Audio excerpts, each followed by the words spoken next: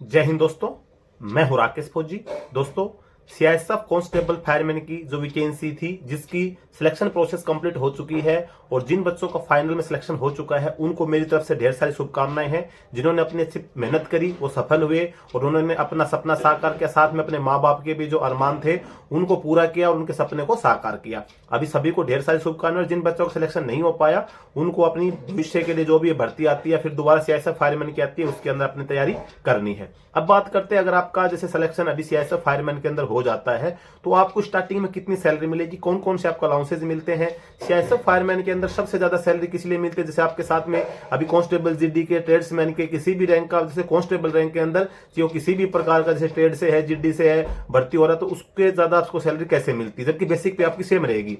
साथ ही आपको पेंशन के लिए कौन कौन सी कटौती होती है, सभी चीजों की जानकारी आपको इसी वीडियो के माध्यम से मिल जाएगी। ये वीडियो अगर आप पूरा देख लेते हैं तो आपको किसी भी सैलरी के संबंध में आपका सभी डाउट्स क्लियर हो जाएंगे और आपको किसी दूसरा वीडियो देखने की जरूरत नहीं पड़ने वाली है। इस टॉपिक पे मैंने पहले भी वीडियो बनाया था, 1-1.5 साल पहले बनाया था। उस टाइम के बाद में आपके अलाउंसेज वगैरह बढ़ गए हैं, जैसे आपका डीए वगैरह, तो मैंने सोचा क्यों एक फ्रेश वीडियो बना दिया जाए ताकि आपको इसके संबंध में जानकारी मिल जाए।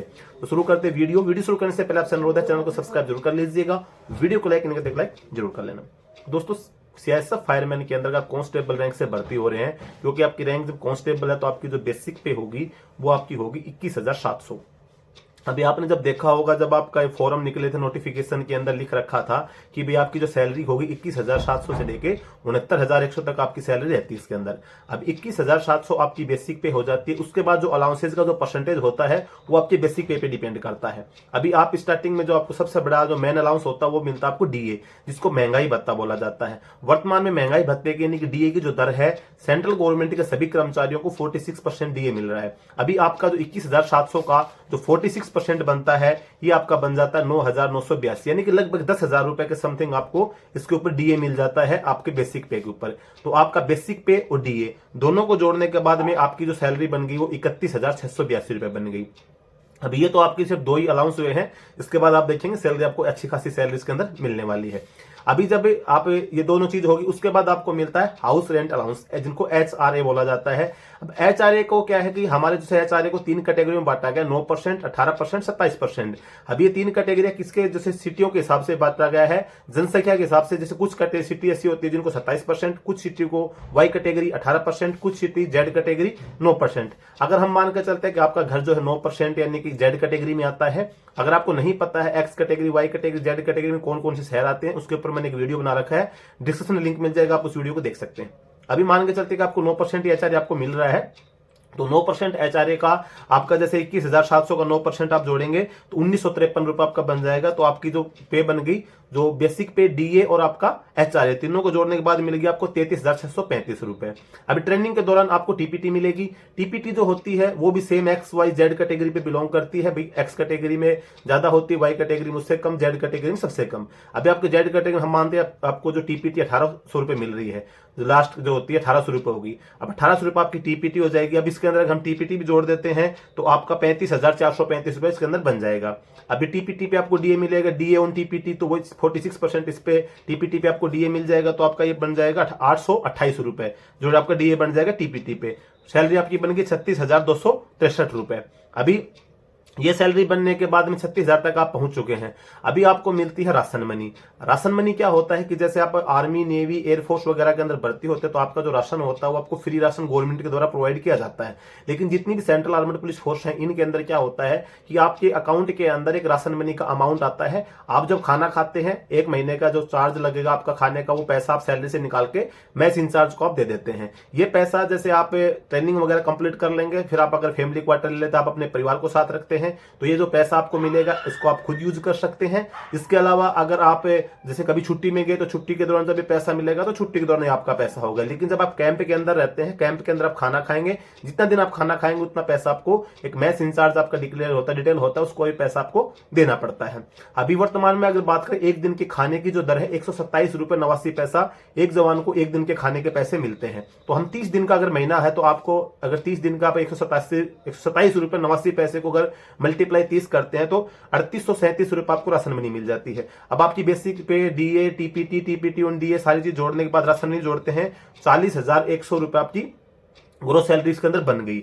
अब इसके बाद में आपको छोटा मोटा अलाउंस जैसे आपका हेयर कटिंग अलाउंस मिलता है, रम अलाउंस मिलता है, सॉफ्ट टॉयलेट अलाउंस मिलता है, तो सभी जोड़ने के बाद में लगभग मान के चलो आपको 40,500 आपकी ग्रोस सैलरी आपकी हो जाती है। अभी इसके अंदर जो और अलाउंस जैसे रिस्क अलाउंस वगैरह होते हैं, फायर अलाउंस आपका होता है, जो मैंने फर्स्ट में पहले बात की थी कि आपको सबसे ज्यादा सैलरी एक्स्ट्रा क्यों मिलती है, तो फायरमैन से अगर आप बढ़ते हो तो आपको 2700 रुपए फायर अलाउंस मिलता है, वो ट्रेनिंग के बाद आपको मिलेगा। अगर आपको ट्रेनिंग में भी मिल जाता है तो आप ये मान के चलो कि इसके अंदर 2700 रुपए आप और जोड़ सकते हो, तो लगभग आपकी 43,000 सैलरी क्रॉस कर जाएगी। लेकिन हम फायर अलाउंस इसमें नहीं जोड़ रहे हैं, रिस्क अलाउंस हम नहीं जोड़ रहे हैं, हम सिर्फ आपका जो मेन चीजें हैं नॉर्मल चीजें वही इसके अंदर जोड़ रहे हैं।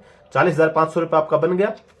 अब आती है आपकी कटौती। अब कटौती के बाद फिर हम बात करेंगे आपके ट्रेनिंग के बाद की सैलरी की। ये बात करें हम जिस दिन आप ज्वाइन कर लेंगे, ज्वाइन करने के बाद आपकी ट्रेनिंग शुरू होती है नहीं होती है, आपको जैसे 1 महीना कंप्लीट हो जाएगा तो ये सैलरी आपको मिलेगी। तो ये तो आपकी होगी ग्रोस सैलरी की बात। अब आ जाती है आपकी कटौती। कटौती में सबसे पहली कटौती होती है आपकी एनपीएस के लिए, न्यू पेंशन सिस्टम, जो आपका 10% आपका जो बेसिक पे और डीए का दोनों को जोड़ने के बाद 10% पैसा आपका कटता है, 14% उसके अंदर गवर्नमेंट का कंट्रीब्यूशन होता है। क्योंकि जो ओल्ड पेंशन सिस्टम खत्म कर दिया है गवर्नमेंट ने, सेंट्रल गवर्नमेंट के कर्मचारियों को, न्यू पेंशन सिस्टम के हिसाब से आपको पेंशन मिलती है। तो आपका एक अकाउंट खुल जाता है, परमानेंट रिटायरमेंट अकाउंट नंबर, जिसको प्राण नंबर बोला जाता है। उस प्राण अकाउंट में आपका ये पैसा जमा होता रहता है। तो आपका बेसिक पे का और डीए का 10% उसमें जमा हो जाएगा, 14% आपका गवर्नमेंट का कंट्रीब्यूशन होगा। तो आपका बेसिक पे का और डीए का दोनों को जोड़ने के बाद में 31,682 रुपए आपकी बेसिक पे बनी थी।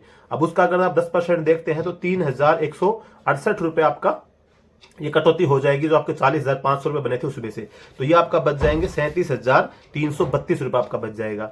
अभी आप पूरा महीना वहां रहेंगे तो पूरा महीना आप खाना भी खाएंगे, भी ट्रेनिंग के दौरान है। आप फैमिली तो रखे नहीं है, अगर आप फैमिली रखें आप अपने घर में जाए खाना खाएंगे, ट्रेनिंग में तो आप मैस के अंदर ही खाना खाएंगे। तो जब खाना खाएंगे तो आपको खाने का चार्ज देना पड़ेगा, जो मैंने आपको बताया था 127 रुपए 89 पैसे के हिसाब से 30 दिन का। अभी 30 दिन का जो आपका खाने का पैसा कितना बना था, 3837 रुपए बना था। तो ये भी हम आपकी सैलरी से घटा देंगे, तो ये आपका बन जाएगा 33,425 रुपए आपका बन जाएगा। अभी ये जब इतना रुपए बन गया, इसके बाद में आपको जैसे एक आपका रिस्क का टाइप की, जैसे आपका क्या बोलते इसको, मतलब आपका ये मान लीजिए कि आपका एक रिस्क फंड हो गया, जैसे आपका जैसे किसी प्रकार की अनहोनी हो जाती है उस प्रकार से प्रीमियम बोल सकते हैं आपको। सभी फोर्स में अलग अलग अमाउंट का आता है, किसी में 500 रुपए आपका पर मंथ होता है, किसी में 400। वो जब आप पेंशन जाते हैं आपको मिल जाता है किसी में 1,000 रुपए, किसी में 800 रुपए, तो हम उसका 500 रुपए और काट देते हैं आपका। तो आपकी जो ग्रोस सैलरी होगी लगभग आपकी जो कटने पिटने के बाद में, खाना पीना करने के बाद में, आपकी जो सैलरी होगी लगभग 33,000 रुपए स्टार्टिंग सैलरी आपकी हो जाएगी। इसमें मतलब 500-700 ऊपर नीचे हो सकता है, लेकिन लगभग आपको 33,000 रुपए सैलरी आप इसकी अपनी मान सकते हैं स्टार्टिंग में जैसे आप जाते हैं। अब इसके अंदर कुछ अलाउंस अगर ऐसा होता है कि आपको स्टार्टिंग में नहीं लगता है तो बाद में उसको आपको एरियर मिल जाता है, इकट्ठा पैसा फिर आपको मिल जाता है। लेकिन ये लगभग इससे सैलरी तो 30,000 से कम तो आप बिल्कुल सोच भी नहीं सकते कि 30,000 से कम स्टार्टिंग सैलरी हमारी आएगी, उससे ऊपर आपकी सैलरी जानी है। अब बात आ जाती है, आप जैसे पूरा ट्रेनिंग वगैरह कंप्लीट कर लेते हैं, आप सर्विस बटालियन में चले जाते हैं, आप ड्यूटी शुरू कर देते हैं। उसके बाद में जैसे आपकी ड्यूटी कैसी ऐसे जगह पे आ जाते हैं जहां पर रिस्क अलाउंस ज्यादा मिलता है, तो 17,300 रुपए तक मैक्सिमम रिस्क अलाउंस है, कहीं पे 9,700 है, कहीं पे 7,400 है, कहीं पे 6,900 है। इस प्रकार से आपको रिस्क अलाउंस मिलता है, तो आपकी सैलरी आप जोड़ सकते हैं। उसके बाद हर महीने आपको जो 2700 रुपए है जो जीडी के जवानों से आपको एक्स्ट्रा मिलता है, आपको फायरमैन अलाउंस आपको मिल जाता है। ट्रेनिंग कंप्लीट करते आपको मिनिमम से मिनिमम भी मानेंगे तो आपको 40,000 से ऊपर आपकी ट्रेनिंग जो आपकी सैलरी होगी वो स्टार्ट हो जाएगी। 40,000 मिनिमम बताया, उससे ऊपर जाएगी। लेकिन आपकी बिल्कुल सॉफ्ट एरिया के अंदर पोस्टिंग हो जाती है जहां पे अलाउंसेज वगैरह कम है, तो 40,000 तो आप मान के चलो, तो 40,000 रुपए आपकी कटने पिटने के बाद सैलरी स्टार्ट हो जाएगी। तो एक अच्छा खासा अमाउंट आपको मिलना शुरू हो जाता है, और जिसमें आप अपना भी जो भी अपने सपने हैं आपके हैं अपने परिवार के, पूरा उसको पूरा कर सकते हो। अगर आपको ठीक प्रकार से उसको मेंटेन लेके चलते हैं, अगर आप उसको बिना मतलब में उड़ाते हैं तो फिर आपको 40 लाख भी दे देंगे तो भी कोई काम का नहीं है। लेकिन अगर आप ठीक प्रकार से अपनी शेविंग करते हैं और ज्यादा किसी गलत रास्ते पे नहीं चलते हैं, किसी प्रकार के नशे की आदत या किसी गलत रास्तों पे नहीं जाते, तो आपके लिए एक अच्छा खासा अमाउंट मिलना आपको शुरू हो जाता है। और जब भी स्टार्टिंग में अभी आप जब लग रहे हैं, अभी आप बिल्कुल बेरोजगार, तब आपको 100 रुपए की भी कीमत पता है, तो आप जब देखेंगे आपको जब 40,000 रुपए मिलेगा तो उसकी कीमत क्या होगी। 2700 रुपए आपको फायरमैन के अलाउंस के रूप में मिलता रहता है। बाकी जैसे अब अभी आपकी जो ज्वाइनिंग होगी 2024 में होगी, तो आपका ये मान के चलो 4% आपका डीए और बढ़ जाएगा। 50% अगर आपका डीए होगा तो लग मान के जो मैंने बताया 1,000 रुपए आपका और बढ़ जाएगा। तो इस प्रकार से फिर आपका हर साल फिर जुलाई में फिर आपका डीए बढ़ जाएगा। तो इस प्रकार से फिर आपकी सैलरी बढ़ती रहती है। बाकी जो टोटल सैलरी मैंने आपको बता दी भाई इतनी आपको सैलरी मिलती है।